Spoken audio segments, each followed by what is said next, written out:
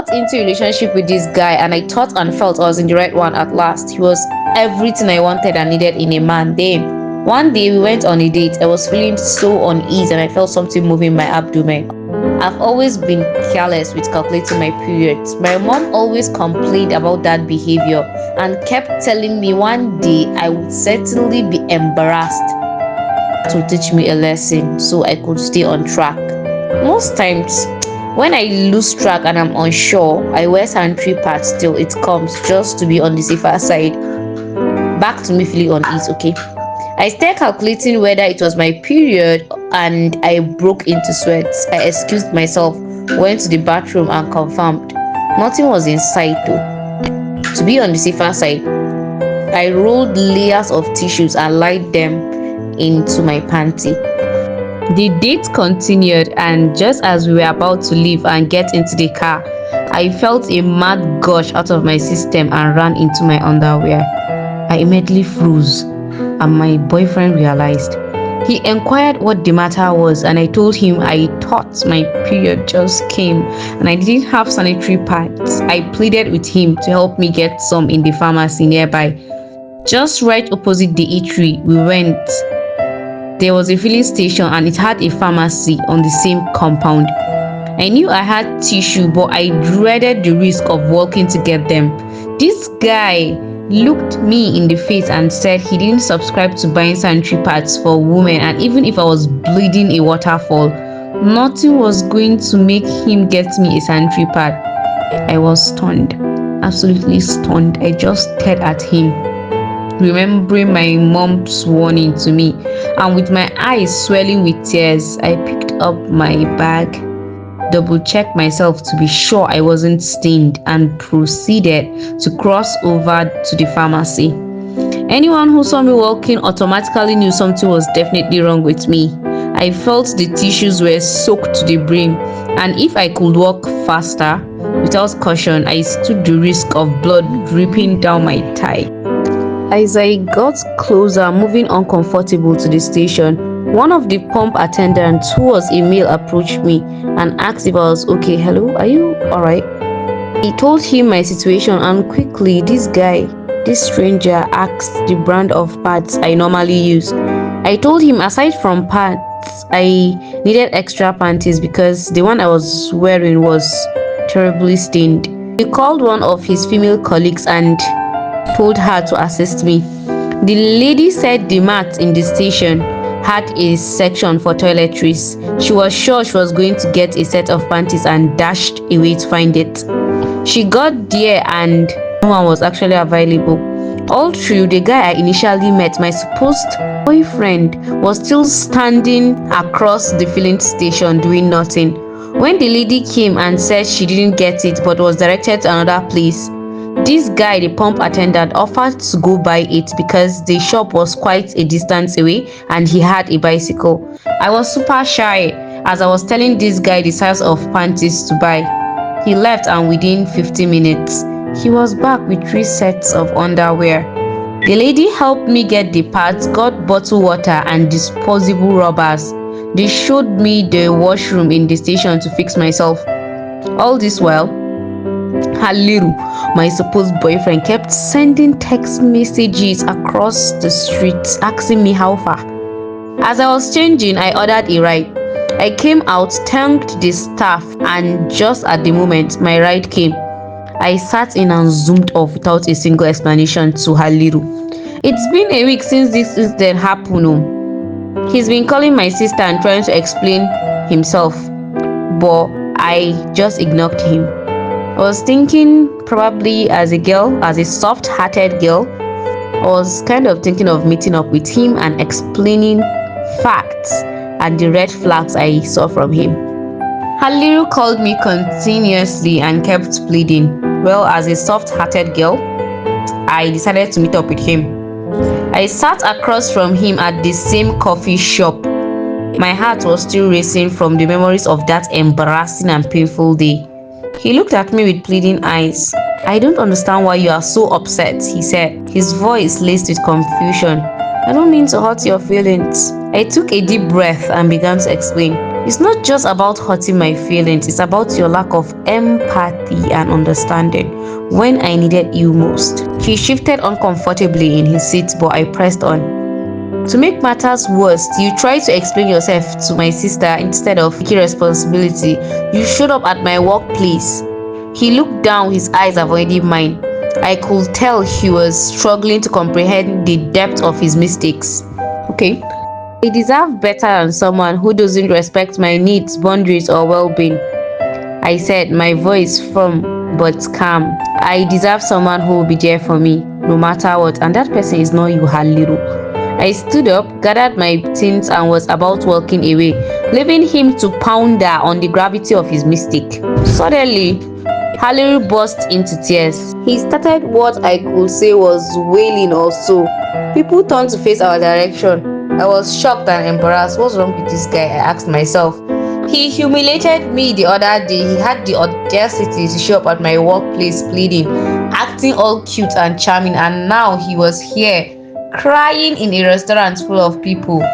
The irony wasn't lost on me. As he cried, the other occupants of the restaurant started to take notice. They began to stare, and soon they were all over me, pleading with me to forgive him. It was as if they thought I was the one who had wronged him. I was taken aback by their reaction. Didn't they care to know the story? I asked no one in particular. Didn't they wonder why I was so upset with him? But no.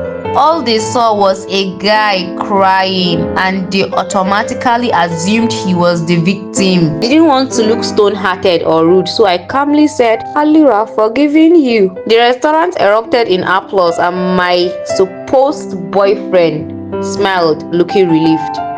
As we left the restaurant, Haliru tried as much to act loving, but what he really did was a clear red flag I wasn't ready to overlook. I thought we are good now, he said, looking confused. I said I forgave you, not that I wanted to get back together, I clarified. As we parted ways, I felt a sense of relief wash over me. I was done with this man, the love I had for him, and was ready to move on. Little did I know, this was only the beginning of a new chapter in my life. A chapter that will bring its own set of challenges, but also its own set of opportunities. As I walked away, I couldn't help but feel sad. I really thought I was finally ending up with this particular one. A year later, I walked through the crowded mall, my eyes scanning the stores and kiosks for the perfect gift for my sister's birthday. As I turned a corner, I suddenly stopped dead in my tracks. Standing in front of me, looking just as surprised as I was Haliru, ex that embarrassed me during my period outbreak. The one I had chased out of my life for good. For a moment, we just stared at each other, both of us unsure of what to say or do. It had been a year since we last saw each other, and I believed I was long over him. But as I looked into his eyes, I felt a flutter in my chest. It was a feeling I couldn't quite explain, but it was there nonetheless. Haliru, I said finally, my voice barely above a whisper. Aisha, he replied, his voice low and smooth. It's been a long time. We stood there for a moment, the tension between us palpable. I couldn't help but wonder what he was doing here and what he wanted. Last I checked, I heard he went abroad for something I don't know of. But as I looked into his eyes, I saw something that gave me a pause, something that would make me wonder if maybe, just maybe, I had been too quick to write him off. Finally, Haliru spoke up. Aisha, it's really nice missing you here. Can I ask you something? I raised an eyebrow, curious. What is it? Please, can I have your number? Do you think maybe we could grab a cup of coffee and talk? I know things ended badly between us, but I've been thinking a lot about what happened since then, and I wanted to apologize properly this time. Been a year away, he said, somewhat stammering. Yeah, last I checked, you traveled to Japan, I replied. Haliru smiled. Yes, I went for work. That's great, I said, trying to sound casual despite the awkwardness between us. How's work been treating you? I asked. It's been good. I've been keeping busy, but I have to say I'm surprised to see you here. I smiled. I thought you'd still be in Japan. I smiled wearily. I came back a few months ago. I missed home and I needed a change of scenery. Haliru replied. I can understand that. I nodded thoughtfully. Sometimes you just need to come back to where you started to figure things out. We stood there for a moment, the silence between us not entirely uncomfortable. It was as if we were both waiting for the other to make a move, to say something that would break the tension between us. Finally, Haliru spoke up. Aisha, it's really nice meeting you. Please, Aisha, can you give me the opportunity to do that?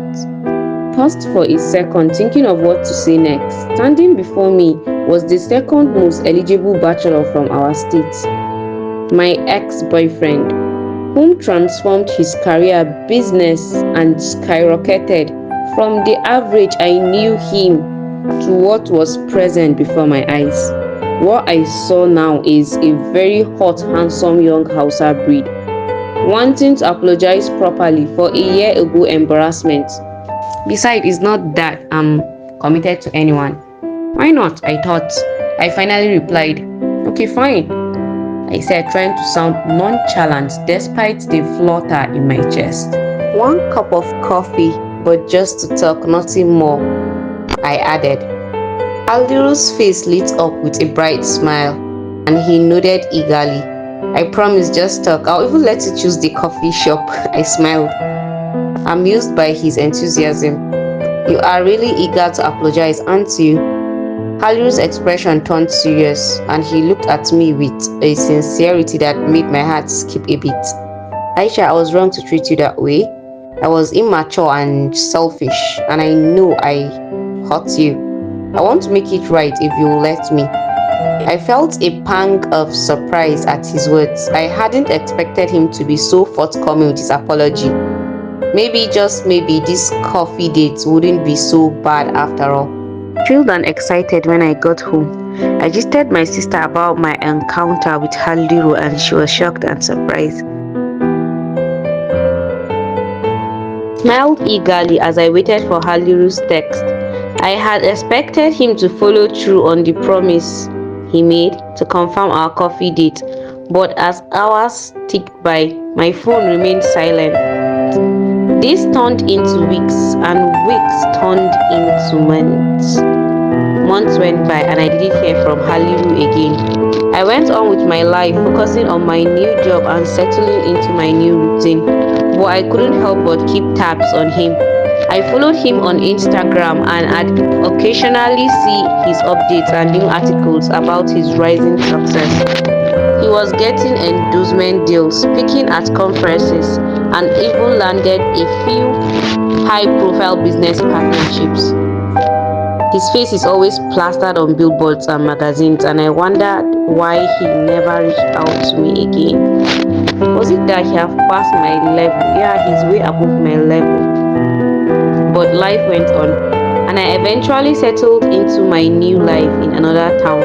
I was busy with work and didn't have much time to think about Haliru or what could have been. Then, one day, I received an unexpected surprise phone call from an unknown number.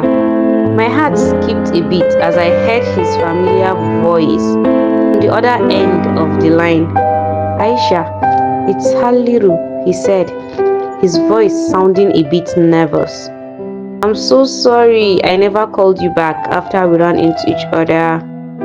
He got choked up with work, he stammered, but that's no excuse. I've been thinking about you and I really want to see you. I was taken aback by his sudden interest and I tried to sound nonchalant. I'm not even in town, and to be honest, I'm really not interested in meeting up Haliru. I've moved on with my life and I don't want to complicate things. but he was insistent. I don't care where you are, Aisha, I'll come to you. I really need to see you and talk to you in person. Please just give me a chance to do this. I gave you and you bumped it, I replied, and off my phone. Haliru was determined to win me over. Using his connections, he managed to track down my location. He showed up at my workplace one evening, looking very handsome and charming. I was taken aback by his sudden appearance. Haliru, what are you doing here? I asked, trying to sound firm. He smiled, his eyes cringing at the corners. I came to prove to you that I'm committed to being a better partner, a better friend, and a better person. Aisha, I mean it. I raised an eyebrow. And how do you plan to do that? I asked, trying to sound skeptical. Haliru took a deep breath.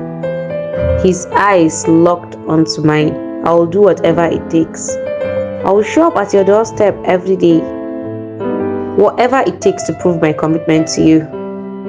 I felt a spark of surprise at his determination. No one had ever persuaded me with such passion and dedication before. He was ready to pursue me again. I found myself wondering if he was genuinely committed to changing and winning me over. I tried my very best to pretend I was no longer interested in Haliru. I would roll my eyes, cough at his attempts to woo me, and even go as far as to ignore him. I'm a girl, right? But despite my best efforts, I couldn't help but notice the changes in him. The Haliru I saw now was different from the one I knew in the past. He was more confident, more charming, and more genuine. Plus, he's more richer. He's very rich. He would show up at my workplace with gifts for everyone and even offer to go on errands with me. At first, I thought it was all just a ruse to get me back, but as time went on, I began to see the sincerity in his actions. He wasn't trying to manipulate me or win me over with grand gestures. He was simply showing me that he cared. The more I saw of Haliru's genuine efforts, the more my defenses began to crumble. I started to see him in a new light, as a man who was truly committed to making things right between us. Eventually, my heart began to open up to Haliru once more. I started to return his calls, respond to his messages, and even agree to meet up with him. A year later, we got married in a beautiful ceremony, and few years after that, we welcomed 2 lovely kids into our family. I'm so excited to be with Haliru. He was the man who had broken my heart, and he was also the man who had put it back together. Don't forget to click on the subscribe button and look forward to more amazing tales from the streets by Ear Umi. Bye.